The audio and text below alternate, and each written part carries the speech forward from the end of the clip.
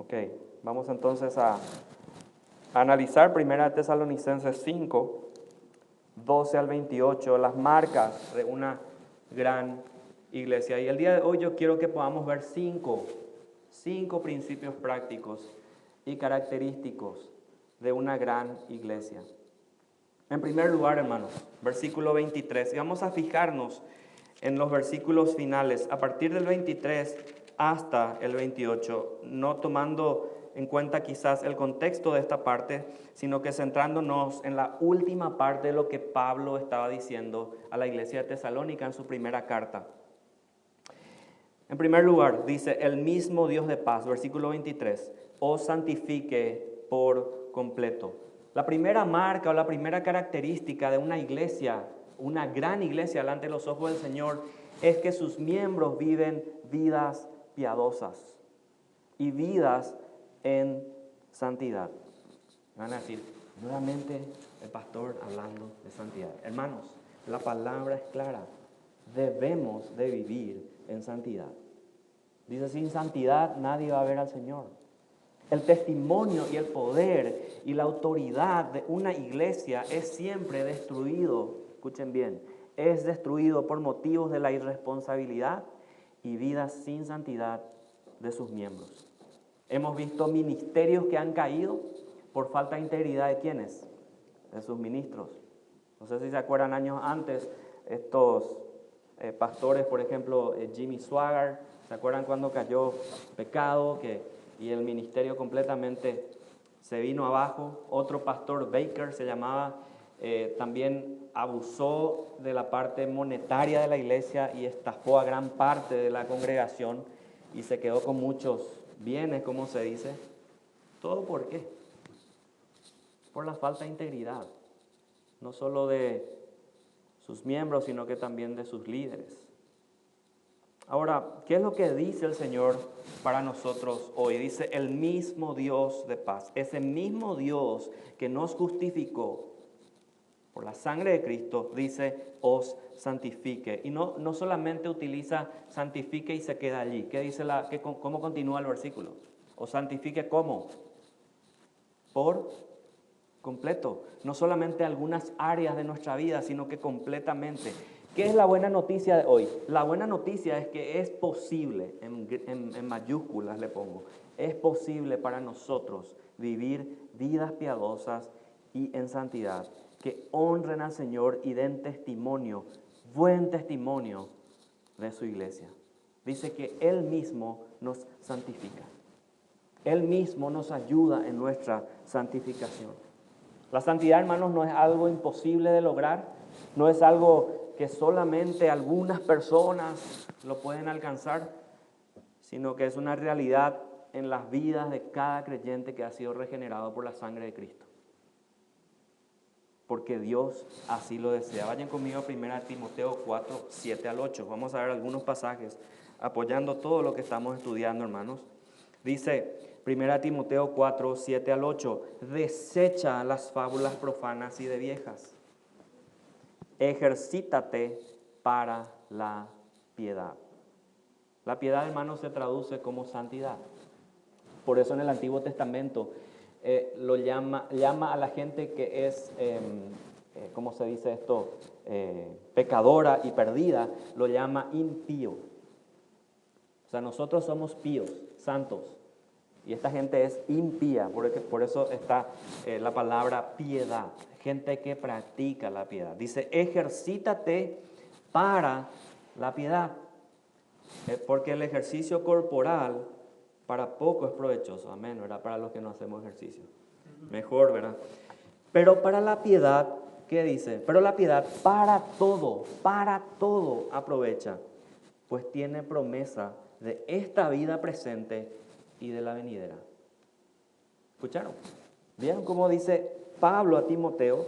Diciendo, deja eso, deja las fábulas, deja los chismes, deja esto y ejercítate solamente en la piedad. Ejercítate en la santidad, porque esto de todo aprovecha y tiene promesa, dice, no solo aquí, sino que en la venidera, en la vida venidera. 1 Tesalonicenses 4:3, la primera parte dice, Pues la voluntad de Dios es, ¿qué cosa?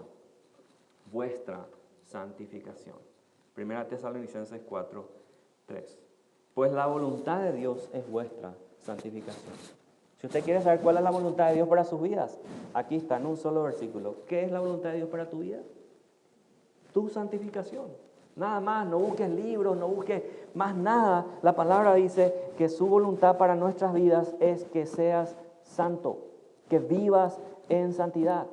Nosotros al venir a Cristo hemos sido transformados y hemos sido justificados y hemos sido llamados como santos en una posición en Cristo.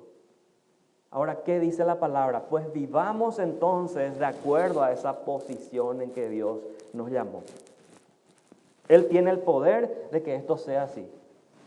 Dios es fiel y podemos descansar en Él. Dice la última parte del capítulo que estamos analizando, dice el versículo 24, fiel es el que os llama, el cual también, ¿qué cosa? ¿Qué dice? Hará. ¿Tienen todas sus Biblias o trajeron el libro de Mormón hoy? ¿Tienen todas sus Biblias, verdad que sí? Fiel es el que os llama, el cual también, ¿qué cosa? Él va a hacerlo en nosotros. Muy bien. ¿Qué es otra cosa que el Señor pide y muestra para una iglesia que sea grande delante de sus ojos? Miren lo que dice acá, versículo 25. Dice, hermanos, orad por nosotros. Sus miembros, ¿qué pasa? La iglesia grande delante de los ojos del Señor, sus miembros oran no solo por sus líderes, sino que oran unos por otros. Y quizás de este tema vamos a andar mucho más en las próximas semanas. Pero miembros que oran, hermanos, son vitales. Escuchen bien, es vital para el crecimiento de una iglesia. Nada de oración, nada de poder. Y creo que muchas veces como bautistas reformados, este tema de orar muchas veces lo hemos quizás relegado y nos hemos adentrado a qué cosa, la teología, la doctrina, y está bien. Está bien adentrarnos en la teología, pero hermanos, acompañemos eso con qué cosa, con oración. Una de las más importantes prioridades que los miembros tienen en una iglesia local es la de poder orar unos por otros, orar por sus líderes, orar por los voluntarios, orar por sus pastores. Yo te pregunto, ¿cuántas veces en la semana oras por tu hermano de tu iglesia, tu hermano en Cristo aquí? ¿Cuántas veces? No levantes su mano. ¿Cuántas veces has orado por los pastores? Que no sea miércoles y que no sea domingo. Te pregunto en tu casa, ¿cuántas veces has orado por ellos? ¿Cuántas veces has orado por la necesidad que se presentó el miércoles con relación a tu hermano? Miren la palabra hermanos, dice el versículo 25, aparece primero en el versículo. Para darle ¿qué cosa? Un énfasis, le da un énfasis especial. Pablo pidió que las oraciones hechas por él sean motivadas por un solo tipo de amor, el amor ágape. ¿Se acuerdan que estudiamos los 3 tipos de amores? El amor fileo es el que yo tengo con mi hermano carnal, como se dice, por mi familia. El amor eros es aquel que desarrollamos con nuestros cónyuges. Pero el amor ágape, ese es el amor incondicional, el que da sin esperar que recibir nada. Ese es el amor de creyentes. Dice acá Pablo, hermanos, oren por nosotros. Ese es el amor que Pablo pedía que fuera demostrado en su oración. Hermanos, de manera a nosotros poder entender un poquito y ver algunas de las cargas personales que Pablo tenía, vamos a ver algunas de sus peticiones de oración en otras epístolas. Vamos a ver rápidamente 4 textos. Quiero que me acompañe a Romanos 15:30. Romanos 15:30. Y si usted está anotando, hermano, le animo, o si no está anotando, le animo que así lo haga, para poder meditar después en la semana de lo que hemos estudiado el día de hoy. Mira lo que dice Romanos 15:30. Romanos 15:30. Miren la motivación de Pablo. ¿Cuál era la carga personal de Pablo? Romanos 15:30 en adelante. Dice, pero os ruego, hermanos, por nuestro Señor Jesucristo y por el amor del Espíritu, que me ayudéis orando por mí a Dios. Todo bien hasta ahí. Pero miren el motivo. Versículo 31.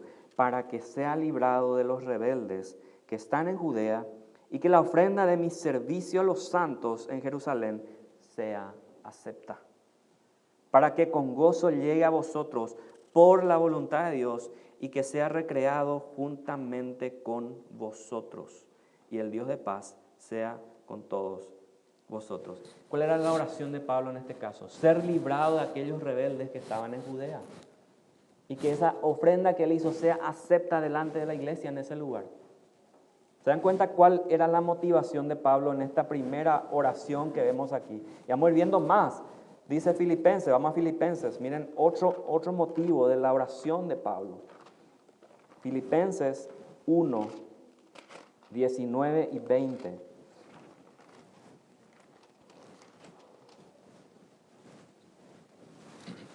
Filipenses 1, 19 al 20.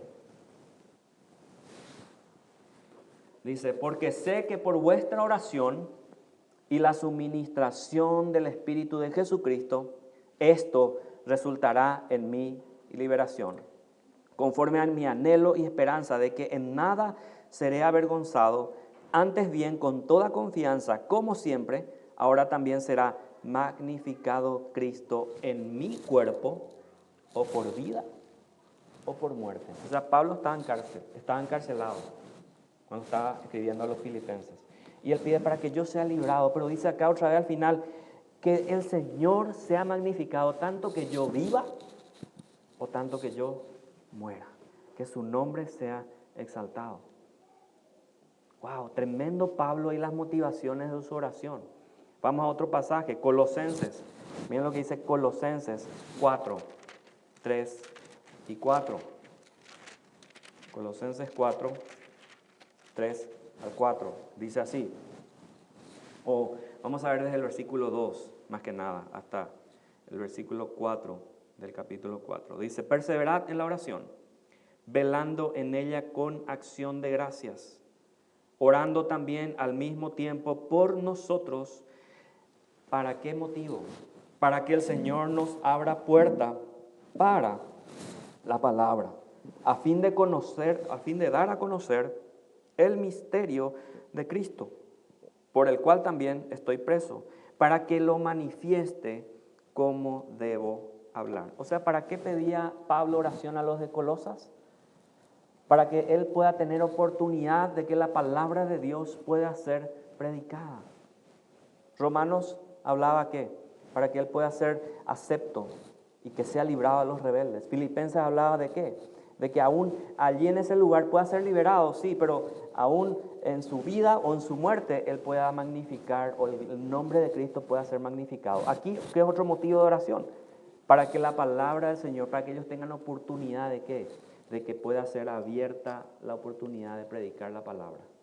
Vamos al último, 2 Tesalonicenses 3, 1 y 2. 2 Tesalonicenses 3, 1 al 2. Miren lo que dice acá, este es mucho más contundente. 2 Tesalonicenses 3, 1 al 2. Dice, pero por lo demás, hermanos, ya final, la bendición final y la petición final en Tesalónica. Orad por nosotros, para que la palabra del Señor corra y sea glorificada, así como lo fue entre vosotros. Y para que seamos librados de hombres perversos y malos, porque no es de todos la fe. ¿Se imaginan? Miren la motivación de nuevo de Pablo. Dice, para que la palabra corra, para que podamos predicar, para que el Señor sea glorificado. El deseo de Pablo no era tener una linda casa en Judea o en Jerusalén o en Roma. No era tener un lindo, ¿cómo se dice? Esos carros de antes, ¿verdad? Con caballos y siervos y esclavos.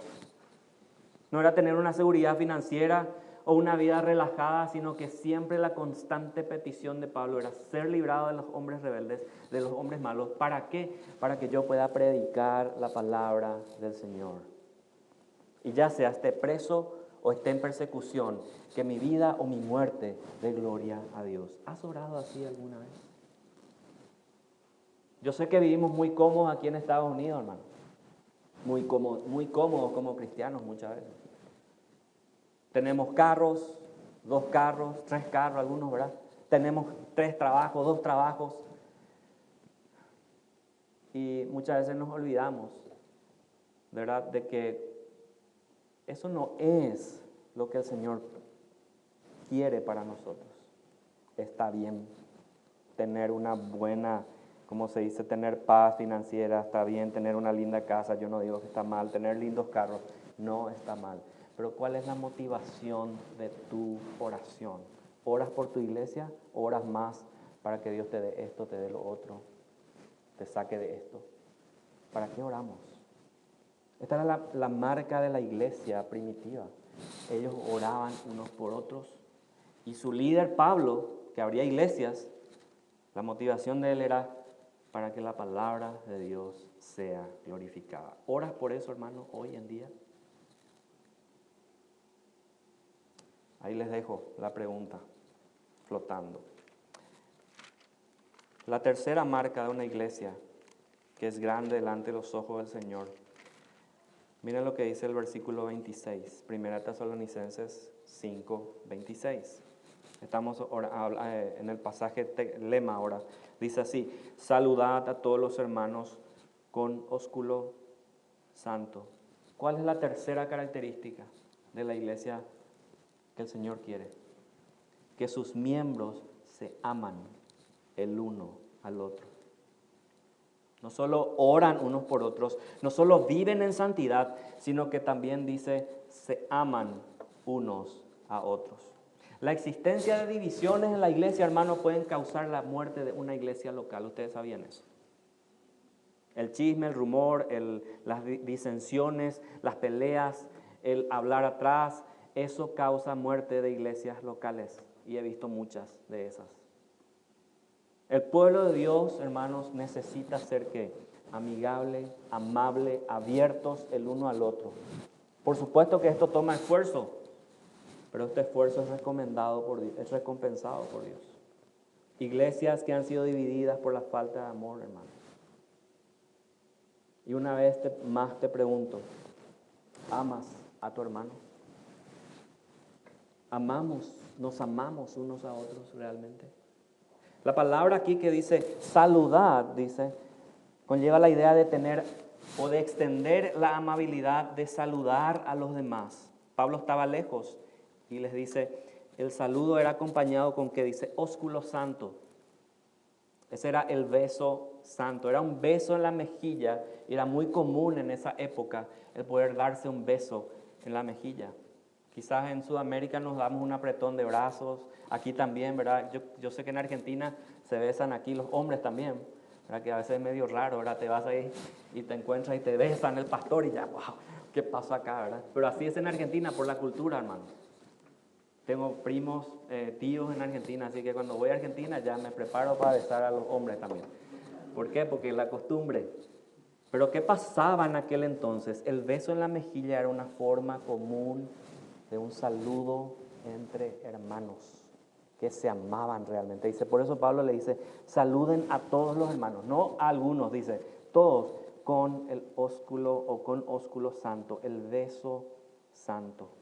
Santo significa que el saludo es una expresión del amor cristiano, el amor ágape que debemos de tener unos a otros.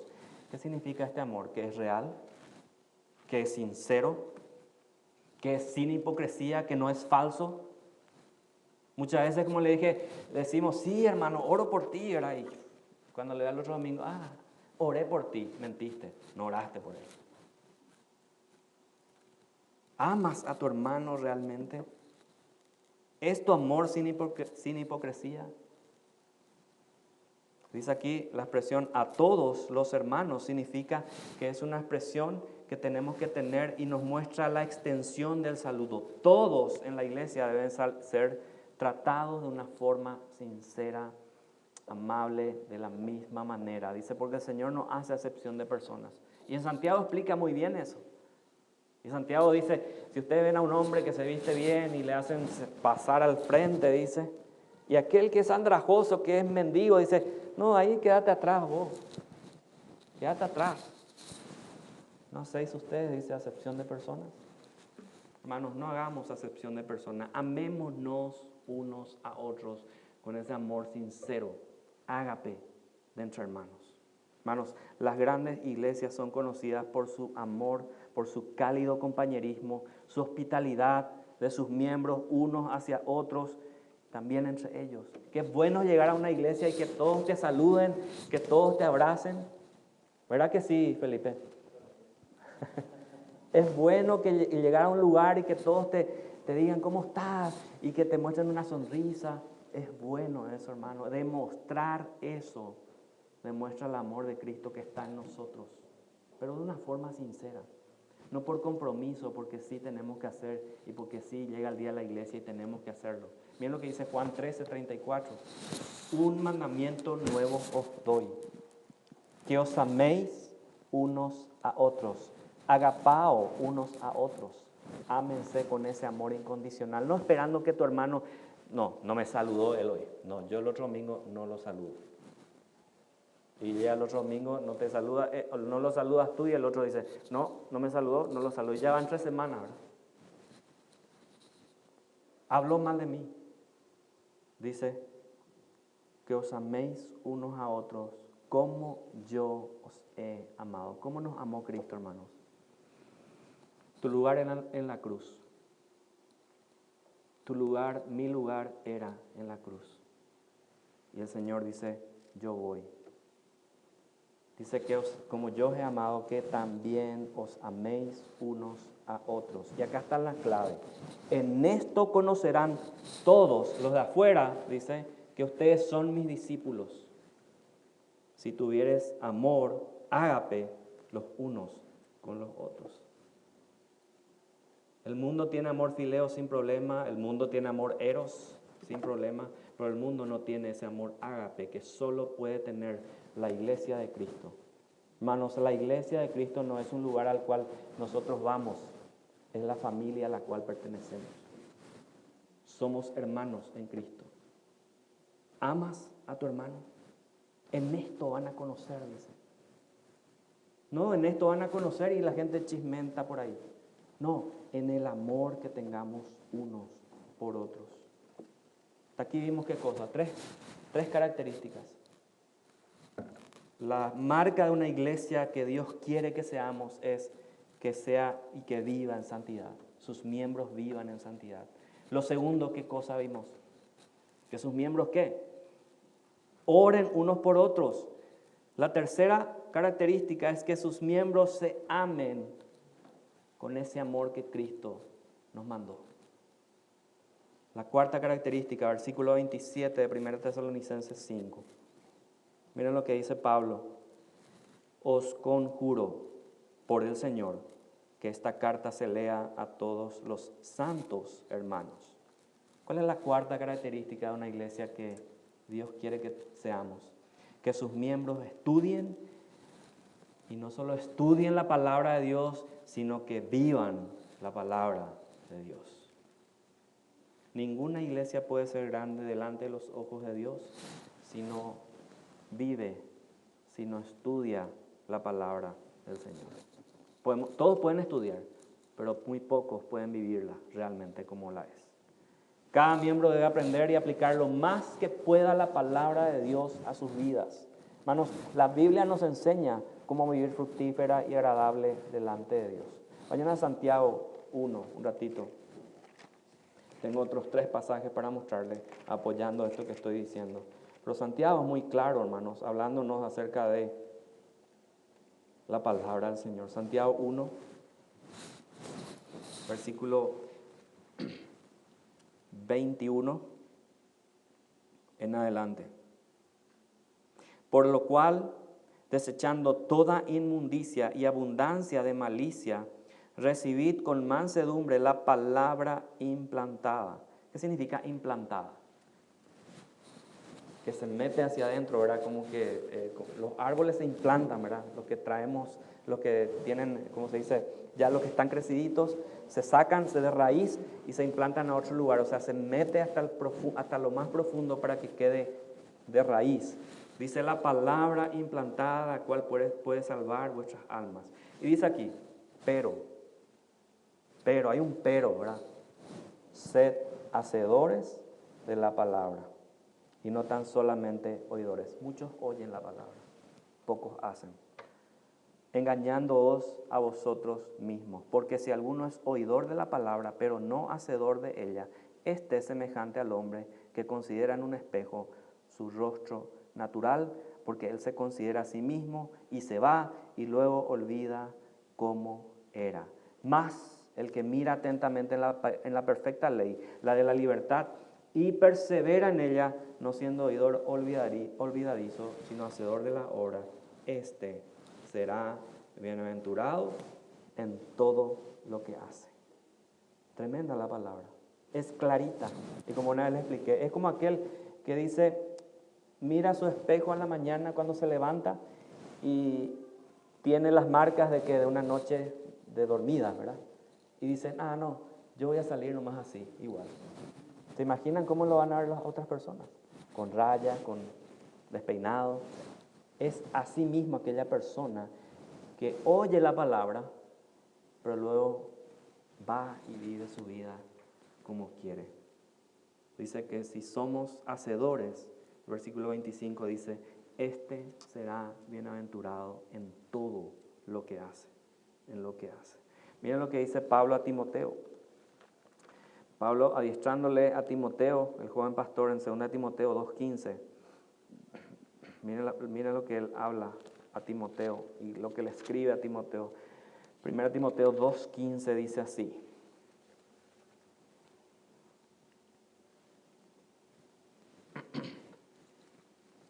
¿Tenemos todos allí, hermanos?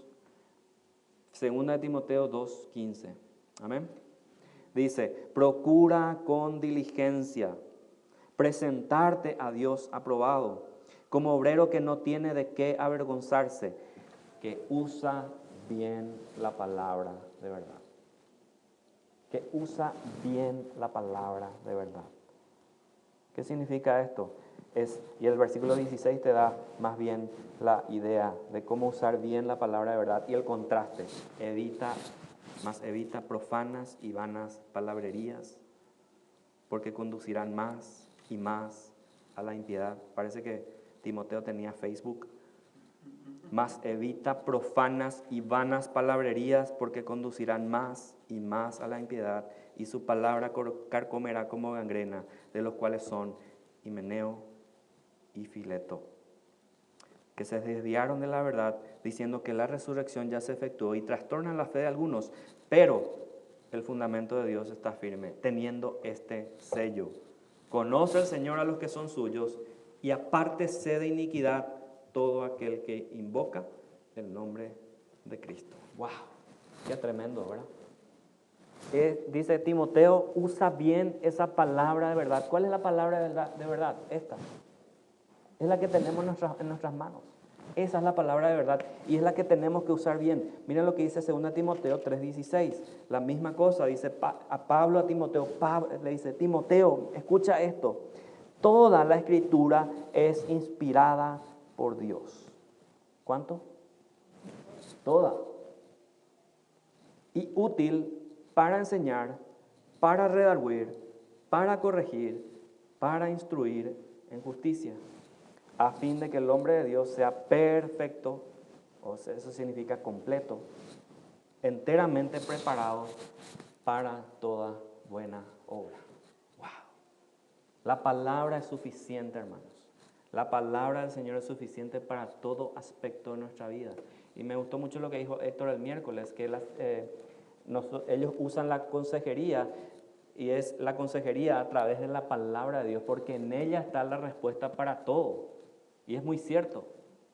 No está en la psicología, no está en la psiquiatría, no está en los gurús, nada. En eso no está la solución para el hombre. está en la palabra de Dios. Por eso Pablo le dice a Timoteo, toda la Escritura, toda es inspirada por Dios. ¿Cuál es toda la Escritura, hermanos? Génesis a Apocalipsis, nada más. Ahí se acabó la revelación de Dios. ¿Cuál es lo cuarto? Pablo pone entonces a los tesalonicenses, escuchen bien, y esto me quería mencionar aquí. Vamos a Tesalonicenses de nuevo, 5, y la última parte dice, hay una palabra que utiliza él en el versículo 27, dice, os conjuro, dice, por el Señor. Pablo pone a los tesalonicenses como, bajo el solemne deber de leer la epístola a la congregación entera. Esa palabra conjuro lleva la idea de ponerse bajo juramento. La seriedad, escuchen bien, la seriedad del deber de leer esta carta se solidifica con la frase, por el Señor. Os conjuro, dice, por el Señor. Pablo quería que sus lectores aprendieran las doctrinas, las instrucciones de Dios contenidas, en las Escrituras. Una gran iglesia, escuchen bien, una gran iglesia da prioridad absoluta al estudio de la palabra de Dios, y no solo el estudio de la palabra de Dios, sino que los pone en práctica.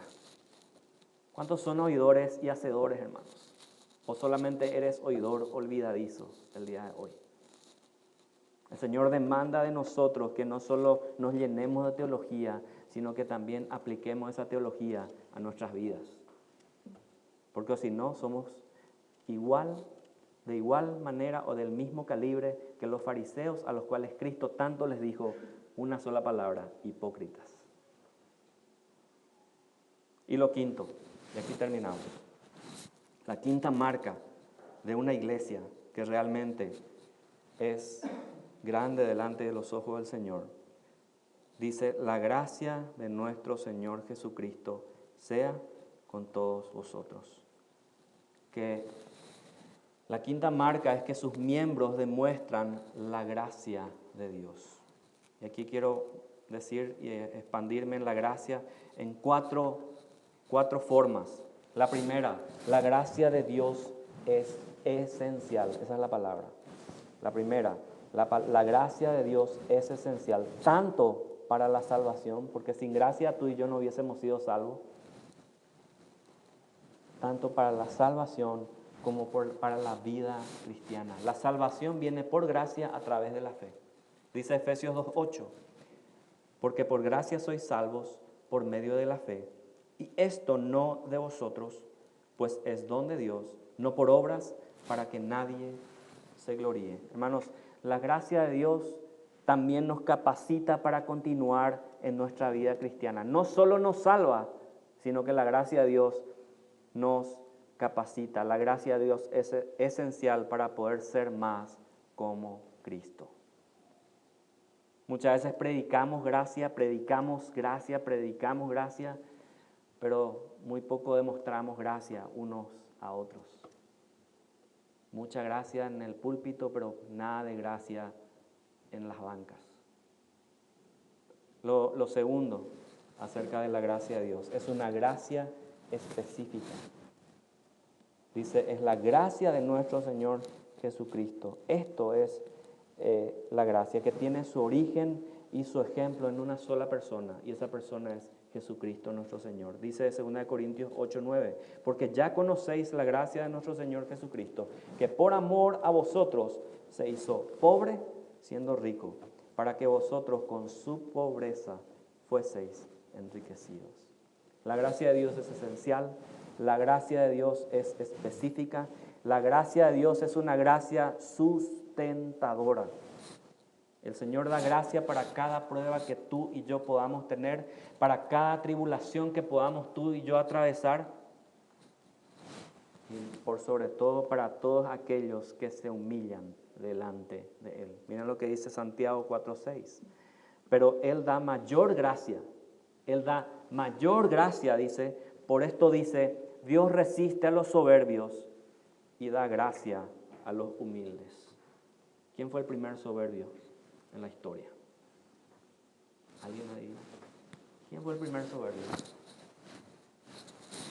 Satanás. el primer soberbio. Por eso el Señor dice, resiste a los soberbios, dice, y Él da gracia a quienes, a aquellos humildes.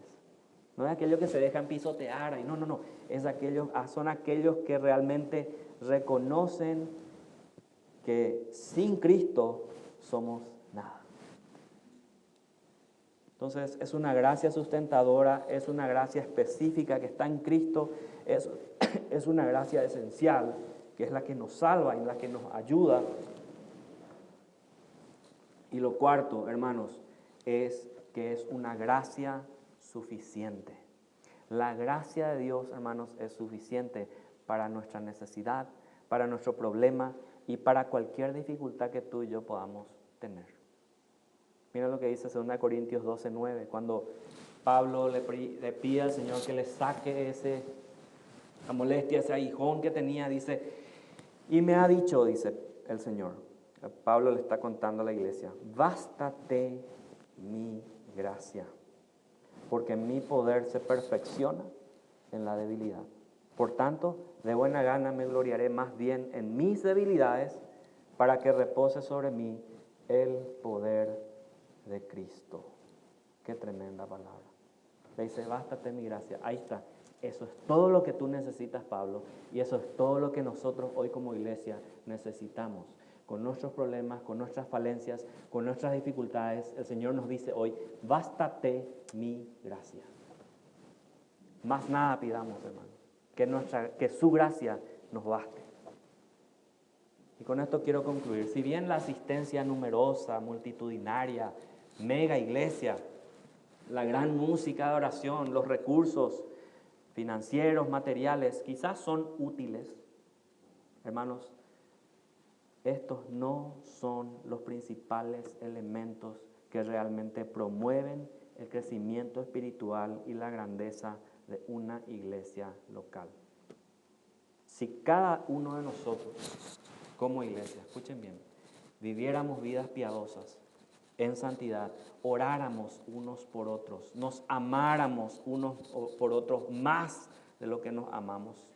Si estudiáramos más seriamente la Biblia y realmente aplicáramos su palabra en cada paso que damos y confiáramos en su sola gracia, como es el nombre de nuestra iglesia, sola gracia, entonces, hermanos, el Señor nos bendecirá como iglesia, como con el crecimiento espiritual, y no tan solamente espiritual, sino que también numérico, y grandeza delante de sus ojos. Y eso debe ser nuestro anhelo. Si nos quedamos en este número por 50 años, como le dije una vez, y uno viene al conocimiento de Cristo, gloria a Dios.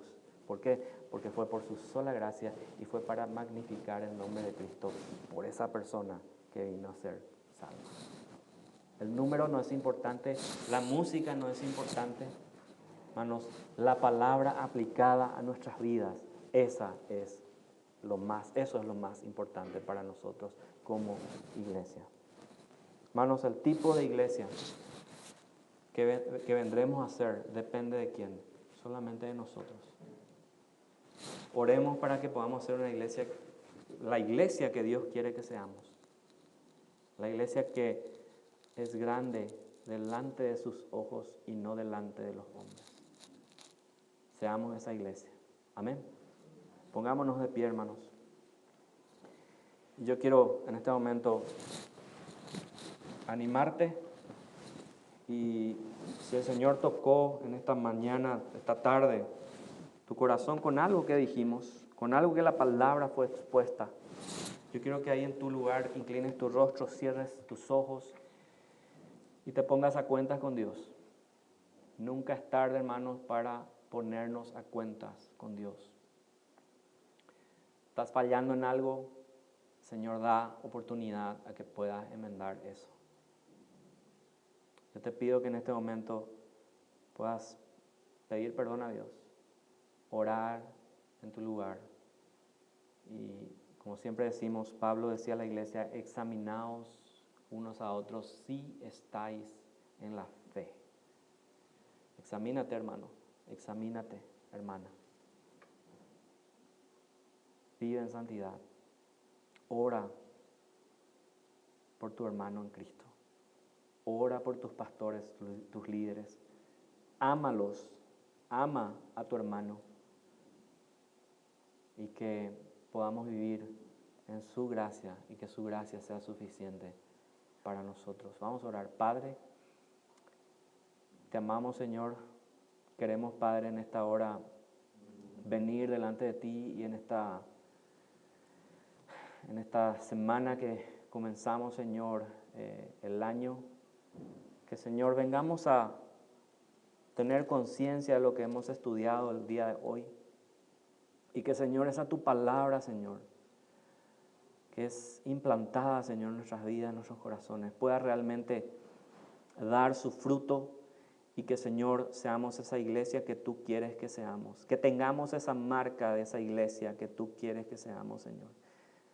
Esa iglesia que no mira los números, las multitudes, no mira, Señor, la infraestructura, sino que solamente mira a Cristo y su cruz.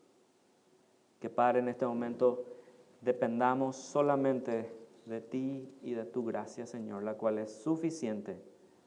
Y que, Señor, el día de hoy tú también nos dices, bástate mi gracia.